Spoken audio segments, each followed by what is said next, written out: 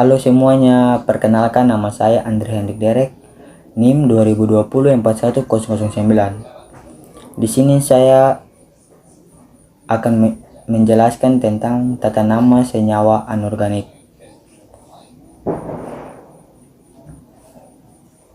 Ya, di dalam konten ini terdapat struktur atau langkah-langkah yang akan saya jelaskan di dalam PowerPoint ini, yaitu dimana ada petunjuk, tujuan pembelajaran, materi, evaluasi, dan referensi.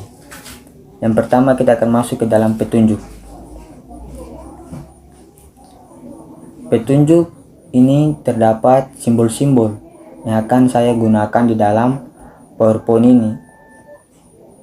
Ya baik, kita akan masuk kepada tujuan pembelajaran. Tujuan pembelajaran yaitu siswa dapat memahami penamaan senyawa anorganik dengan menggunakan aturan IUPAC. Untuk pertemuan kali ini saya akan menjelaskan tentang tata nama senyawa biner dan tata nama senyawa poliatomik. Ya baik, kita akan masuk kepada materi.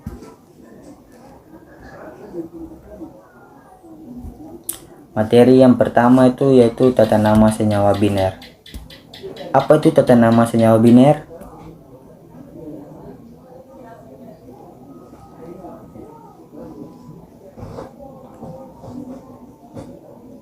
Ya, tata nama senyawa biner adalah senyawa yang dibentuk dari dua unsur yang berasal dari satu unsur logam dan satu unsur non-logam, atau dua unsur non-logam. Biasanya unsur logam dalam senyawa biner merupakan kation atau ion positif, sedangkan unsur non-logam adalah anion atau ion negatif. Tata nama senyawa biner juga terbagi menjadi dua, yaitu tata nama senyawa biner logam dengan non-logam dan tata nama senyawa biner non-logam dengan non-logam. Kita akan masuk kepada yang pertama, yaitu tata nama senyawa biner logam dengan non-logam. Yaitu langkah pertama yaitu logam yang mempunyai satu bilangan oksidasi dari 1A sampai 3A, yaitu alkali, alkali tanah, dan aluminium. Rumus penamaannya yaitu nama unsur logam ditambah dengan nama unsur non-logam dan juga ditambah dengan akhiran ida. Contoh, natrium Na ditambah dengan bromin Br menjadi NaBr atau natrium bromida. Langkah yang kedua yaitu logam yang mempunyai lebih dari satu bilangan oksidasi, di mana rumus penamaan yaitu nama logam ditulis dengan bilangan oksidasi dalam angka Romawi. Bilangan oksidasinya ditulis dalam angka Romawi, ditambah dengan nama unsur non-logam dan ditambah dengan akhiran ida. Contoh, tembaga atau Cu ditambah dengan klorida atau Cl menjadi tembaga klorida atau CuCl. Di sini tembaga memiliki bilangan oksidasi 1 dan 1 ditulis dalam angka Romawi. Ya baik, kita akan masuk kepada langkah yang kedua yaitu tata nama senyawa biner non-logam dengan non-logam. Langkah yang pertama yaitu atom yang cenderung bermuatan positif diletakkan di depan, sedangkan atom yang cenderung bermuatan negatif diletakkan di belakang, dan urutan senyawa sebagai berikut. Dilihat pada PowerPoint. Ya, contoh yaitu amoniak NH3, bukan H3N, ditulis yaitu NH3.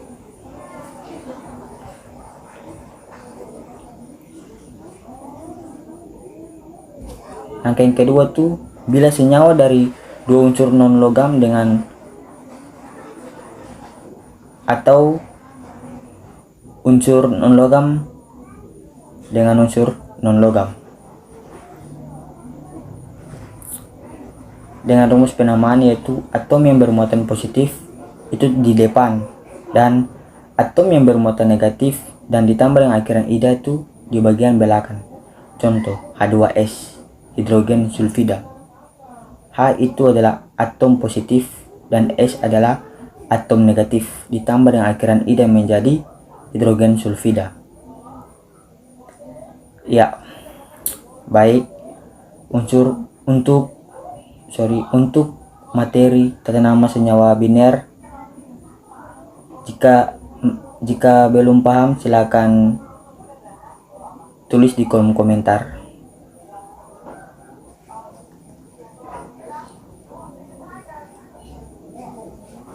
Ya baik, di sini saya akan lanjut kepada materi yang kedua, yaitu tata nama senyawa poliatomik.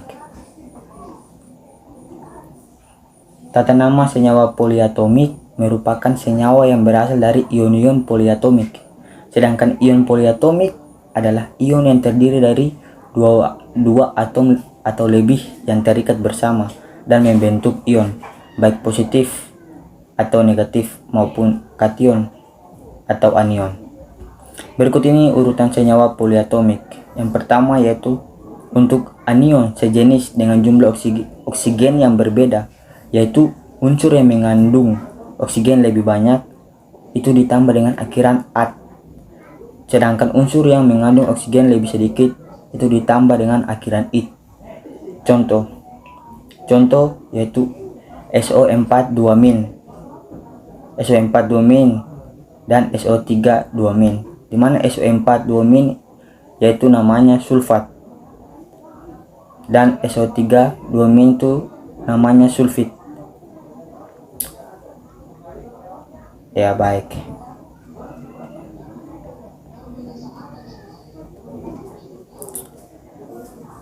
Kedua yaitu untuk anion yang mengandung jumlah oksigen 4. Penamaannya mengacu ion yang mengandung oksigen paling sedikit dengan diberi awalan hipo dan akhiran it. Sedangkan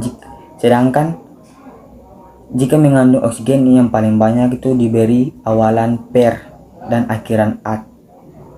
Contoh yaitu ClO2-min, di mana namanya itu adalah hipoklorit, dan ClO4-min itu namanya itu perklorat.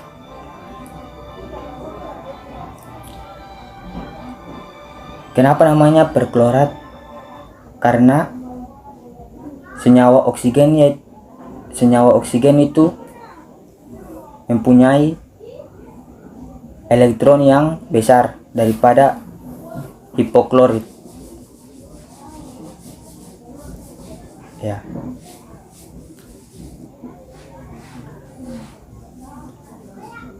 Yang ketiga yaitu penamaan senyawa poliatom. Diawali dengan menyebut nama kation kemudian anionnya. Apabila kation adalah logam dengan biloks lebih dari satu jenis, nama logam diikuti dengan bilangan oksidasi logam. Contoh Na2SO3 atau natrium sulfit. Ya, sulfit, natrium sulfit atau natrium sulfit. Dan Na2SO4 namanya yaitu natrium sulfat.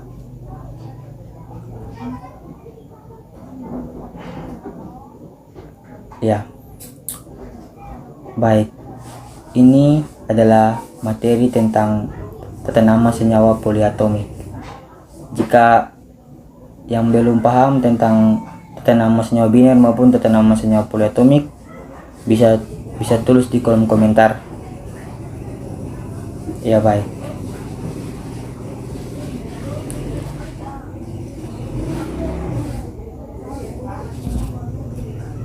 Ya baik, kita akan masuk kepada evaluasi.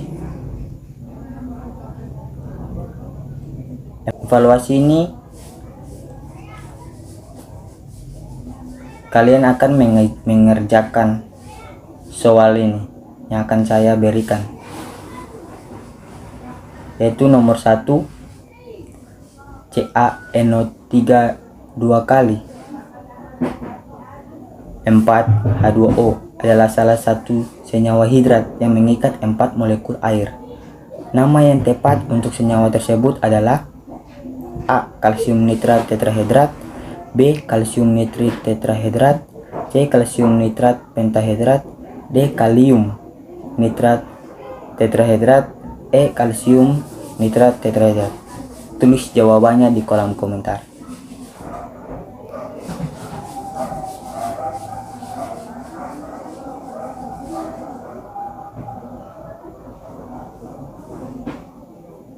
Ya baik, ini adalah soal yang kedua, soal ketiga, soal keempat, dan soal kelima. Nanti evaluasi ini akan kalian kerjakan atau menjadi tugas kepada kalian untuk mengerjakannya di rumah, agar kalian paham tentang tata nama senyawa biner dan tata nama senyawa poliatomik. Oke, kita akan masuk kepada referensi. Ya, referensi yang saya gunakan yaitu Sutresna Nana, buku kimia SMA kelas 10 penerbit Erlangga, dan buku Raymond Chang Kimia Dasar Jilid 1. Kalian bisa mencari materi-materi yang tadi saya jelaskan itu di dalam buku Raymond Chang Kimia Dasar Jilid 1 maupun buku Kimia SMA kelas 10 milik Sutresna Nana.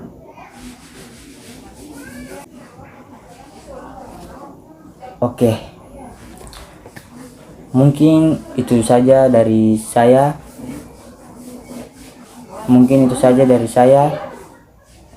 Semoga apa yang tadi saya jelaskan kalian dapat mengerti dan kalian juga dapat mengerjakan soal-soal yang tadi saya berikan. Ya, terima kasih. Sampai jumpa. Bye.